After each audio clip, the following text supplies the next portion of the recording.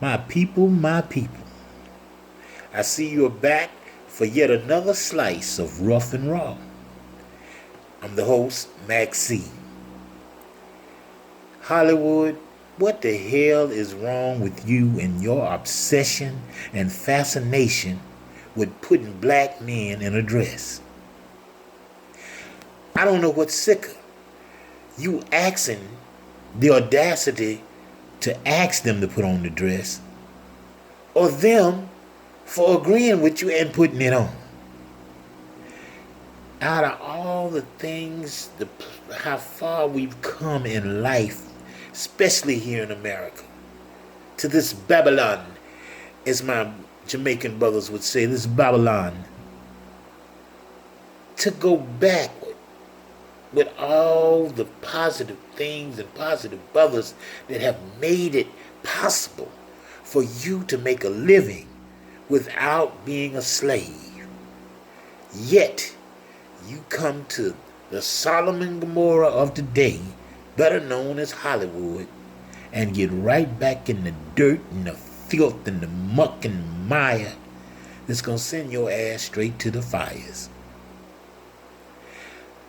I know Little Richard said once, the reason he dressed and looked the way he do is because it kept the white men back off him, thinking that he was going for some of their women.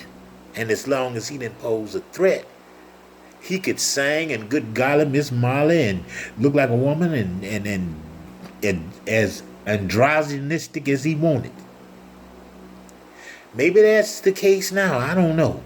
I just know that if you bow down, sooner or later, you're going to bend over.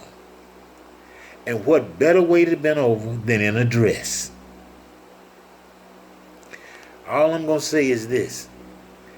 Thank God for the brothers that haven't bowed down and bent over, who recognize that they took us away from our homeland, they took us away from our language, they took us away from our God, and they took away the most important thing we had when we came to this Babylonic place, our dignity. So here we are, 21st century. And some things, the more they change, the more they stay the same. I guess you can start this off with looking back, now that I think about it, back in the early 70s, when a guy named Flip Wilson introduced the world to his alter ego, Geraldine Jones. The devil made me do it. He was right. There's got to be some demonic shit going on in your head for you to want to get dressed up as the person that brought most of us here in this world. You don't want to be daddy. You want to be mommy. And if there's a buck into it, a couple of bucks, you'll be sister too.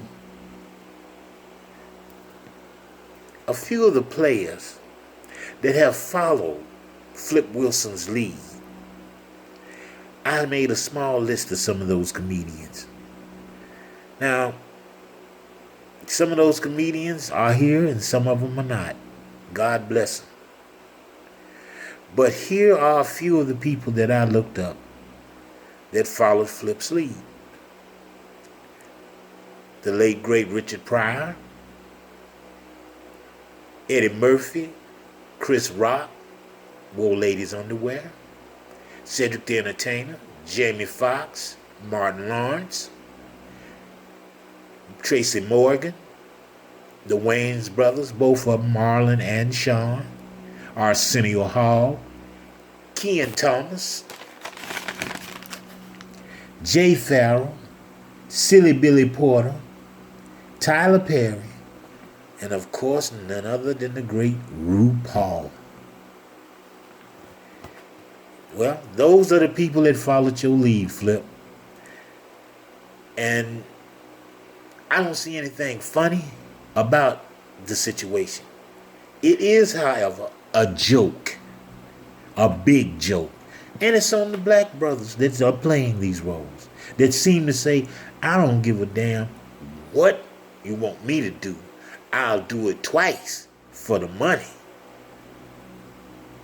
So if that's the way they feel, don't get down or be discriminatory toward a brother that's real. And speaking of brothers that's real, I wrote a small list of some of the dramatic players that also get down like that. It's not quite as long as the comic list of comedians, but there are a few dramatic players in this group. They are Ving Rhames, Wesley Snipes, the New Jack, Nino Brown, and Michael K. Williams. A lot of people probably don't know him by that name. You probably know him by a stage name, Omar Little, from the HBO series The Wire. He was your first ever nationwide gay stick-up kid. Get to that. Now I'm going to give you a list of the real brothers. The brother that spoke up. The brother that say, we ain't going for it. Don't bring it this way. Get the hell up out my face. And they are Sidney Poitier, old schoolers, Harry Belafonte, James Earl Jones, Billy Dee, Bill Cosby, Richard Shaft Roundtree, Ron, the late great Ron Superfly O'Neill, Jim Brown, Fred the William Hammer Williamson, and Melvin Sweetback Van Peebles.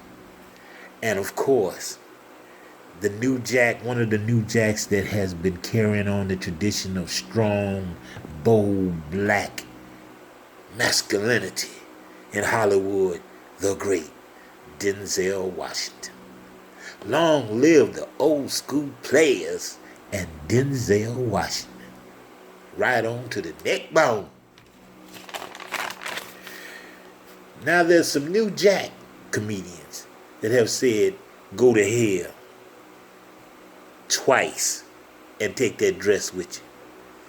They are Dave Chappelle, Don D.C. Curry, D. Ray Davis, Deon Cole, Corey Holcomb, and Michael J. Ja White. Now, Michael Ja White is not a comedian. As a matter of fact, this brother is an 8th degree black belt. And they had the audacity and the nuts and guts and the balls and the gall to come to him and tell him to put on a dress. That would be real funny. Michael, you're a better man than me, because if I was an 8th degree black belt and somebody came to me with a dress, they'd find nunchucks all upside their ass.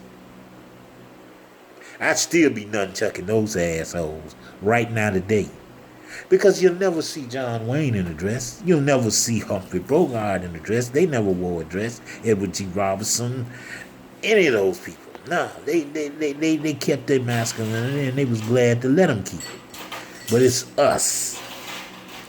And some of us are to blame just as much as Hollywood. So my hat goes off to the brothers that are straight on the narrow and got themselves together and refuse to fall for Babylon. Keep it black till I get back.